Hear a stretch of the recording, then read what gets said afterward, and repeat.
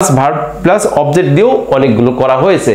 এখানে যদি বলে সে অঙ্কটি করে, তাহলে মেয়ের কথা যদি বলি মেয়েটি অঙ্কটি করে, তাহলে the girl does the math, the girl does the math. যদি বলি ছেলেটি অঙ্কটি করে, তাহলে the boy does the math. এবং আমরা যদি বলি যে বালকগুলো অঙ্কটি করে, সেই ক্ষেত্রে the boys do the math. তারপরে দ্য গার্ল, যদি আমরা বলি the girls do the math. যদি অনেকগুলো গার্লস মেয়ে হয়, সেই ক্ষেত্রে কিন্তু আমরা গার্লস বসাবো, তারপরে হচ্ছে ডু বসাবো, তারপরে দ্য ম্যাথ বা সাম, যে কোনো একটা জিনিস বসাবো, সাম বা ডু আমরা ম্যাথ বসাতে পারি। তাহলে এখন আসো, তাহলে ডু ডাজ এর এই সংক্ষিপ্ত যে মেন ভার্ব হিসেবে যখন কাজ করে তখন কোথায় বসে দেখো। এই মেন ভার্ব হিসেবে প্রত্যেকটাই কিন্তু করা এরকম অর্থ আছে। তাহলে মেন ভার্ব হিসেবে যখন ব্যবহার করা হবে তখন করা, করো, করি, করে এরকম অর্থে আমরা ব্যবহার করব যদি মেন ভার্ব হিসেবে। আর যখন মেন ভার্ব হিসেবে ব্যবহার করা হবে তার কিন্তু অর্থ অবশ্যই হবে। এইটা মনে রাখতে হবে, যখন মূল ভার্ব হিসেবে কাজ করা হবে, যখন মূল ভার্ব হিসেবে কাজ করা হবে বা মেন ভার্ব হিসেবে কাজ করা হবে, তখন কিন্তু অবশ্যই তোমাদের মনে রাখতে হবে এর অর্থ অবশ্যই আছে। আশা করি তোমরা বুঝতে পারছো। আর এটা শুধু ডু ডাজ, এই ডাজটা বসছে কোথায়? শুধুমাত্র প্রেজেন্ট ইনডিফিনিট টেন্সের ক্ষেত্রেই কিন্তু ডাজটা এখানে বসানো হয়েছে। আই হোপ তোমরা বুঝতে পারছো। তাহলে আমরা মেন ভার্ব হিসেবে যেহেতু ব্যবহার করলাম, এখন আমরা এই ডু ডাজকে আমরা কিভাবে অক্সিলারি ভার্ব হিসেবে ব্যবহার করে দেখাবো, আসলে কোথায় কিভাবে অক্সিলারি ভার্ব হিসেবে ব্যবহার করা হয়ে থাকে। তাহলে বন্ধুরা আমরা এখন চলে যাচ্ছি, এগুলো মুছে দিয়ে আমরা চলে যাচ্ছি। এখন আমরা এই ডু এবং ডাজকে অক্সিলারি ভার্ব হিসেবে অথবা সাহায্যকারী ভার্ব হিসেবে ব্যবহার করা যায় সেটা দেখব। তাহলে আমরা এই যখন সাহায্যকারী ভার্ব হিসেবে ব্যবহার করব তখন কিন্তু অবশ্যই এর কোনো থাকবে না, মানে অর্থই থাকবে না। তাহলে আমরা যখন ডু ডাজকে আমরা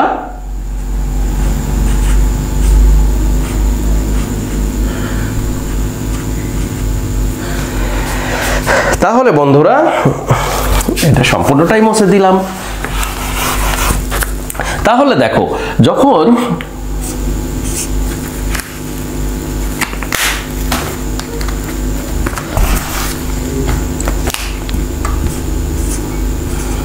ডু এবং ডাজ, তাহলে এখানে দেখো যখন ডু এবং ডাজ মেন মূল ভার্ব হিসাবে ব্যবহার না করে আমরা কিভাবে অক্সিলারি ভার্ব হিসাবে ব্যবহার করব। দেখো অক্সিলারি ভার্ব,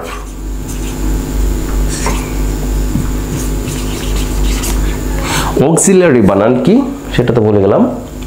যাই হোক, এটা আমরা সাহায্যকারী ভার্ব হিসাবে মনে করব অথবা অক্সিলারি ভার্ব হিসাবে। অক্সিলারি ভার্ব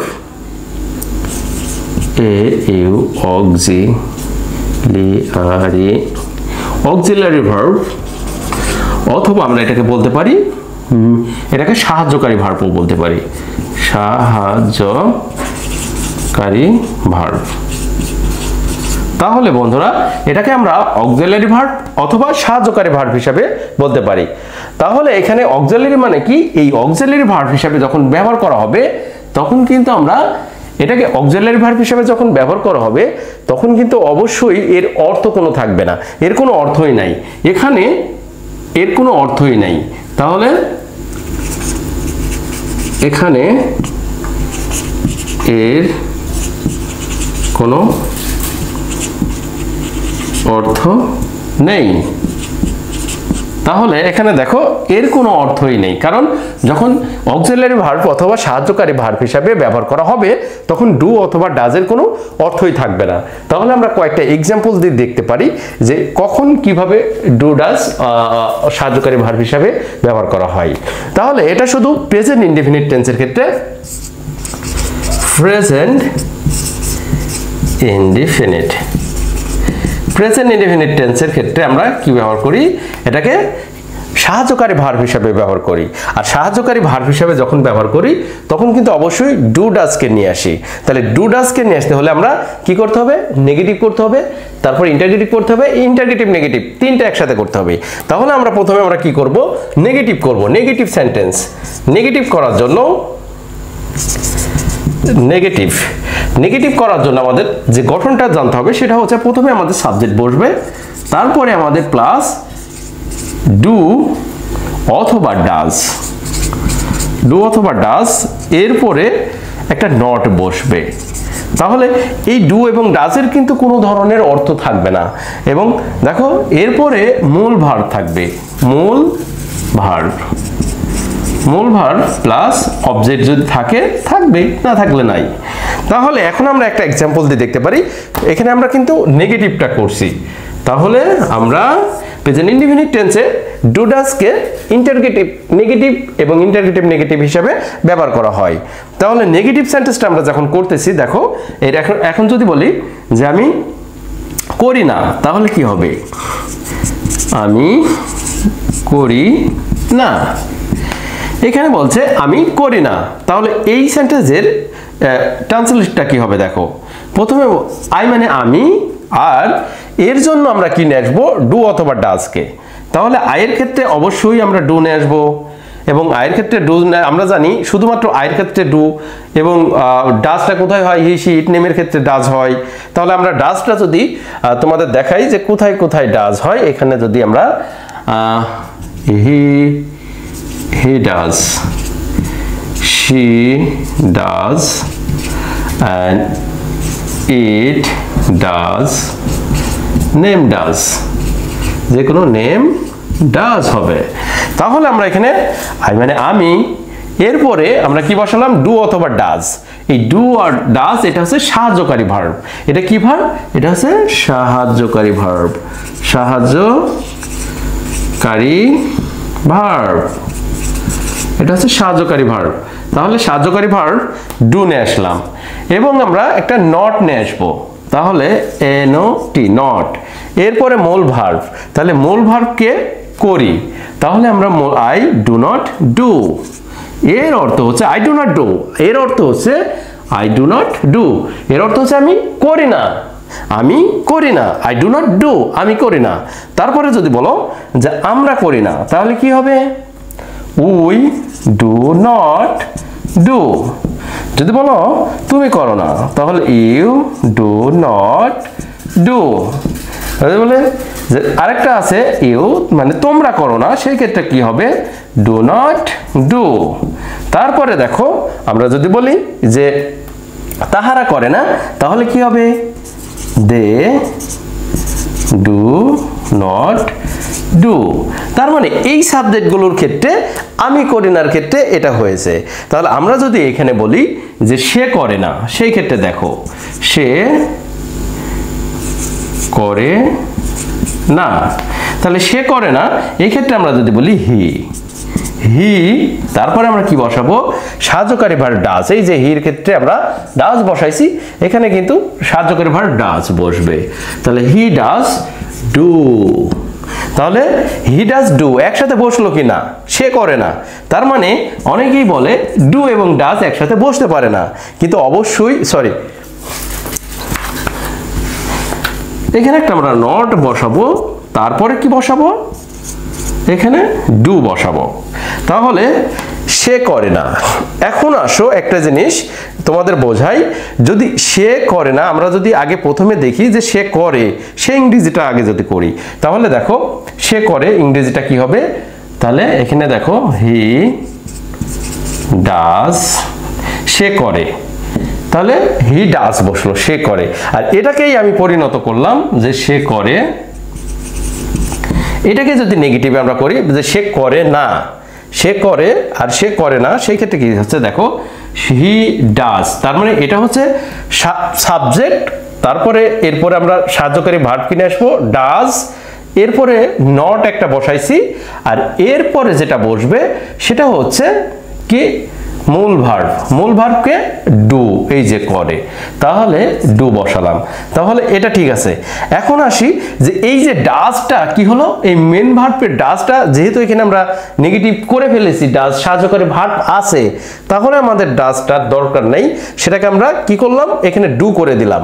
এই যে এই ডাজটা আসলেই কিন্তু এটা কিন্তু এটার এটা না, এক না, এটা কিন্তু মেন ভার্ব, এটা হচ্ছে মেইন ভার্ব, আর এটা হচ্ছে কি সাহায্যকারী ভার্ব।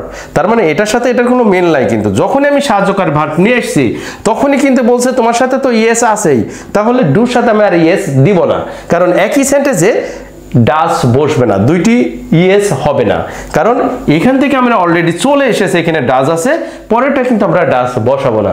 কিন্তু একই সেন্টেন্সে ডু হতে পারে, একই সেন্টেন্সে দুইটা ডু থাকতে পারে, আবার ডাস এবং ডু থাকতে পারে। কিভাবে সেই সব সেন্টেন্সগুলো আমরা করতে পারি, যে এরকম ধরনের সেন্টেন্স থাকে, যেমন এই একই সেন্টেন্সে যদি বলা হয় যে আই ডু নট ডু, এই যে একই সেন্টেন্সে ডু দুইটা আছে, কিন্তু অনেকেই কিন্তু বলে যে একই সেন্টেন্সে ডু বসবে না একসাথে, কিন্তু এটা হচ্ছে সাহায্যকারী ভার্ব আর এটা হচ্ছে মূল ভার্ব। তাহলে আমরা এখন দেখি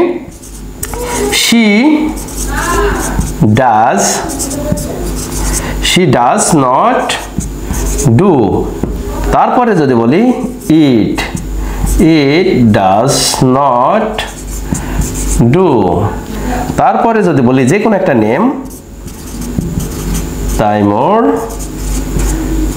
does not do, তার মানে সে করে না, সে এটা করে না, তাইমুর করে না।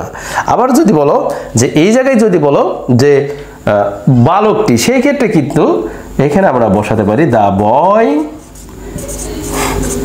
does not do, আবার the girl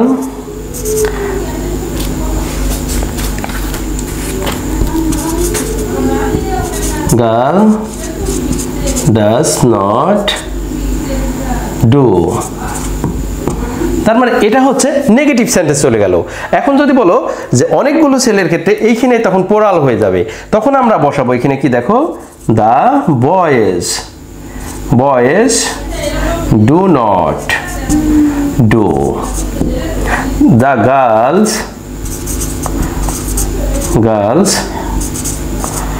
do not do।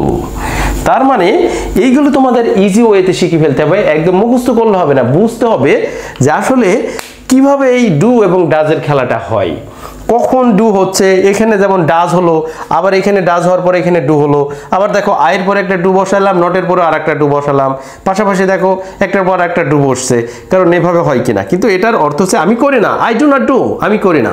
যদি বলে আমি করি, আই ডু, আমি করি, আই ডু নট ডু, আমি করি না। হি ডাজ, সে করে, she does, সে করে, কিন্তু she does not do, সে করে না। তারপরে দেখো এখানে it doesn't do বা does not do, মানে এটা করে না।